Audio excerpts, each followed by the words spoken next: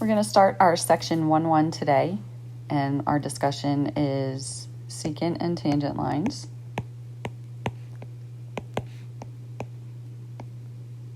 And this is in section 1.1 of your notebooks. And it has to do with, can change occur at a point? Like, we know things can change over time, but are things changing in an instant? So that is where we're going with this discussion. But in order to do that, we have to start with some review of what a secant and a tangent line is.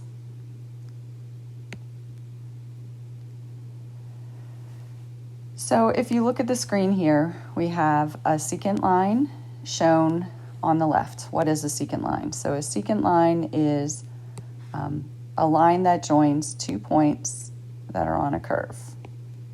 So we've got our function PQ, and we are taking 2 points that are on that function, and we are connecting those 2 points with a line, and the secant line is the line that contains that segment right there. And so we often want to find the slope of the secant line, which is the slope of the line that connects that segment. The slope of the secant is also called the average rate of change. So keep that in mind, because those two things are going to be used interchangeably.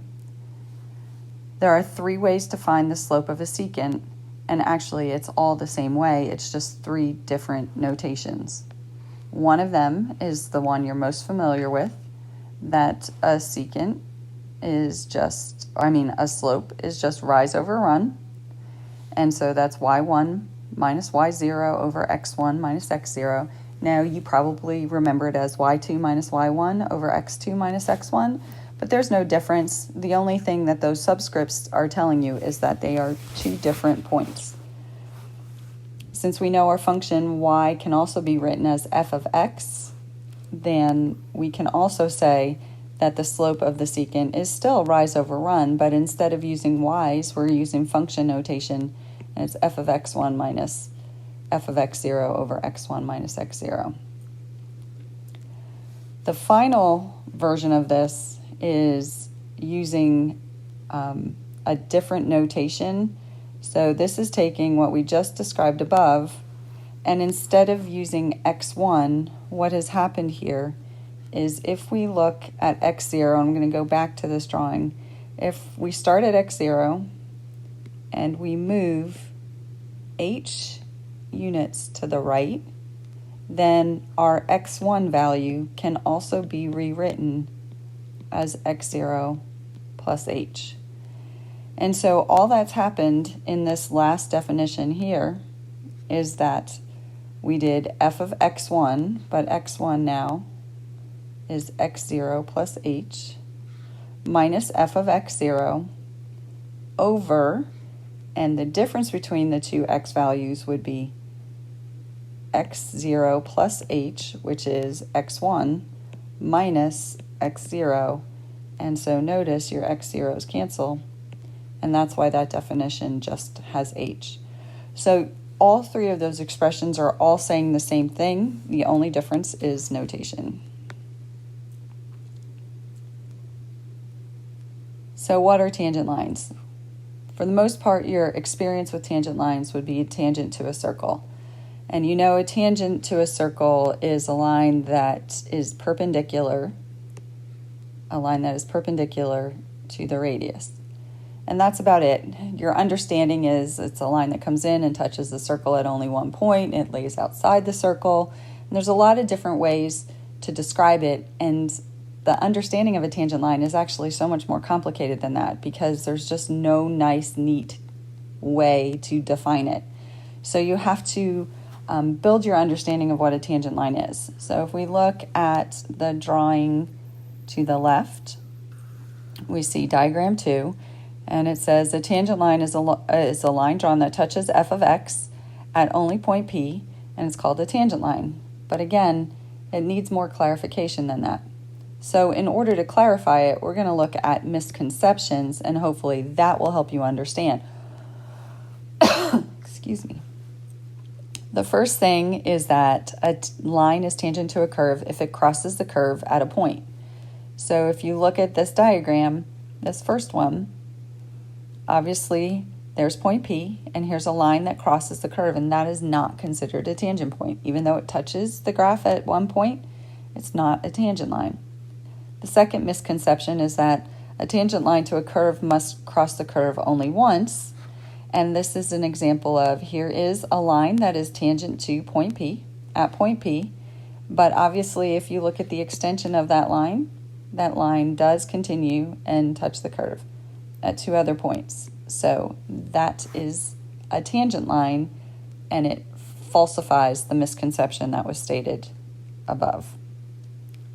And the third one is that a line is tangent to a curve if it touches the curve at one point and then doesn't cross it. So here's an example of a line that touches the curve at one point but doesn't cross it, but that is not a tangent line either. And then the fourth misconception is that a tangent line to a curve is a line that just grazes the curve at a point but doesn't cross through it. And in this case, here is a line that comes in and it touches a curve at one point and it passes through, and this line is a tangent line. So we have to be very careful in the way we describe a tangent, and what's more important is our understanding of what a tangent is.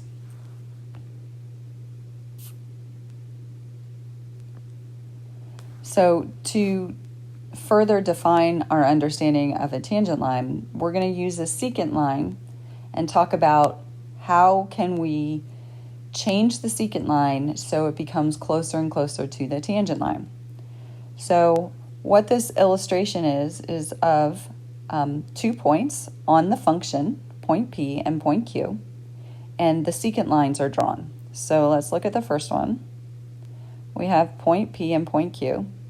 And if we look at the line that connects them, you see that that line is very different from the tangent line.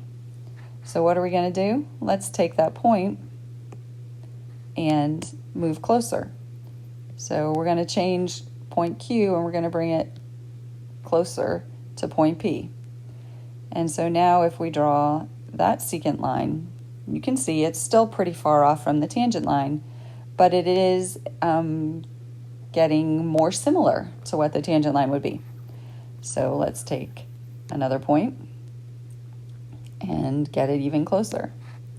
So we're going to take Q and we're going to bring it even closer to P and draw the tangent line. And you can see, we draw the secant line, and you can see now that that line is again getting closer and closer to being what the tangent line looks like. And so what is a tangent line? A tangent line gives us our understanding of what happens if we can do something and make something infinitely smaller and smaller and smaller. So what we're thinking about conceptually is what happens when we take point Q and we bring it closer and closer and closer to point P, so that the distance between P and Q gets infinitely smaller.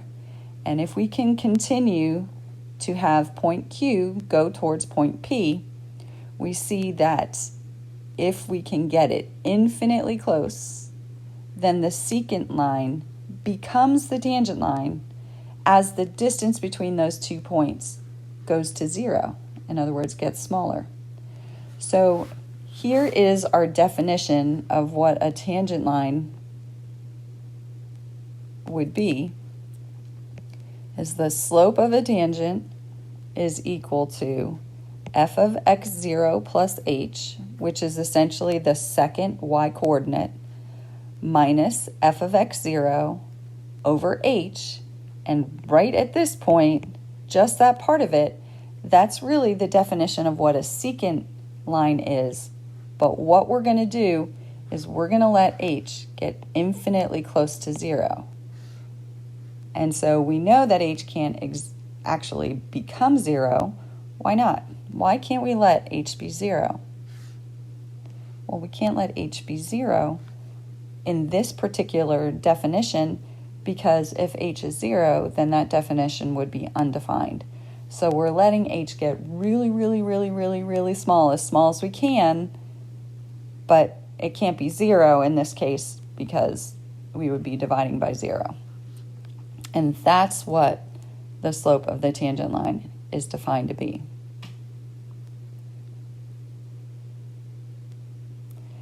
The other thing that you should know about finding the slope of the tangent line is also finding the instantaneous rate of change at point P. So, excuse me for doing that. The instantaneous rate of change at point P is the slope of the tangent line at P, and it's found by using the expression above. And we're going to let h get infinitely close to 0. So again, just repeating myself, instantaneous rate of change. If you're asked to find that, what they're really asking you is to find the slope of the tangent line at P.